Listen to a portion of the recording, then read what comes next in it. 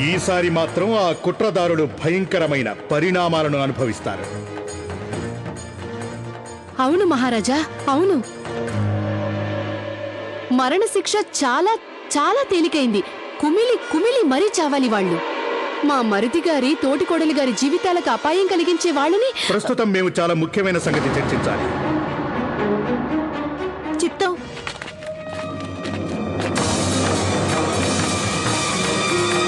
మనం ఆధారాలు పట్టుకోవాలి.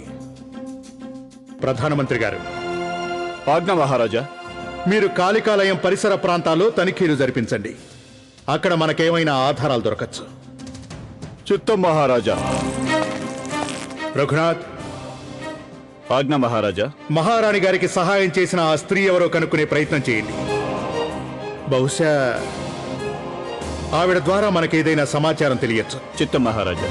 భవనంలో పనిచేసే దాసీలందరినీ పిలిపించండి. ఒకవేళ ఆ స్త్రీ ఆ దాసీలలో ఒకరై ఉండొచ్చు కదా. దానివల్ల ఏ ప్రయోజనం ఉండదు.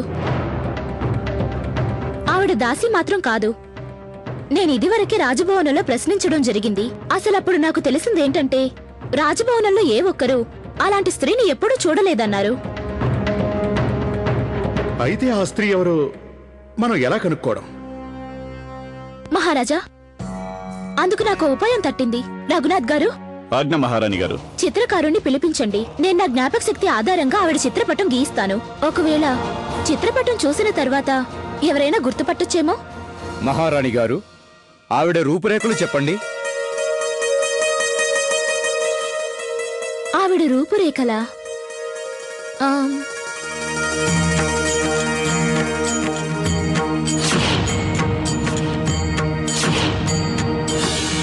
క్షమించాలి, నేనొక దాసీని కదా.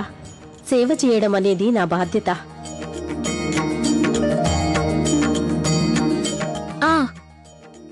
ఆవిడ కళ్ళల్లో ఒక ఘనమైన తేజస్సు కనిపించేది.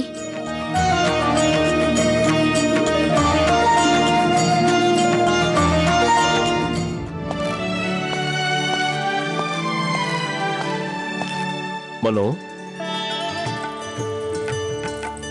నాన్నా,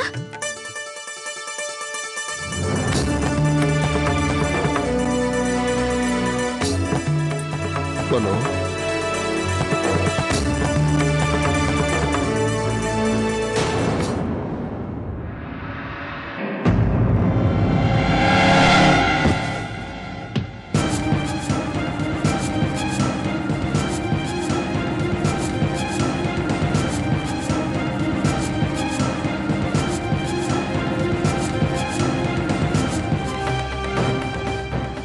నాన్నగారు, ఈవిడెవరో మీకు తెలుసా?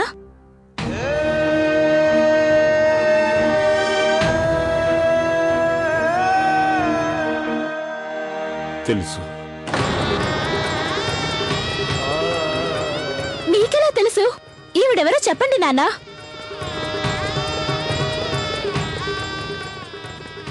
తల్లి, ఈవిడ. అవును, ఈవిడే. ఎవరో చెప్పండి నాన్నా. ఈ చిత్రపటంలో ఉన్నది మీ అమ్మాయి తల్లి.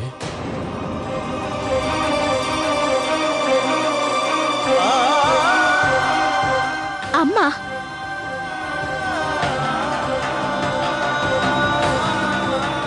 ఇది ఇది ఇది మా అమ్మ చిత్రపటమా? ఎక్కడున్నావమ్మా? ఒక్కసారి రామ్మా. అమ్మా,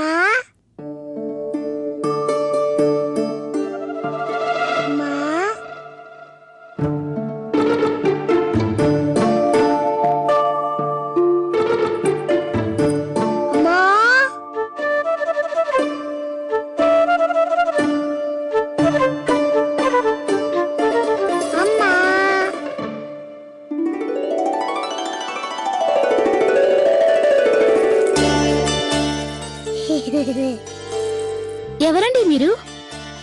మీరు నా గదిలోకి ఎలా వచ్చారు?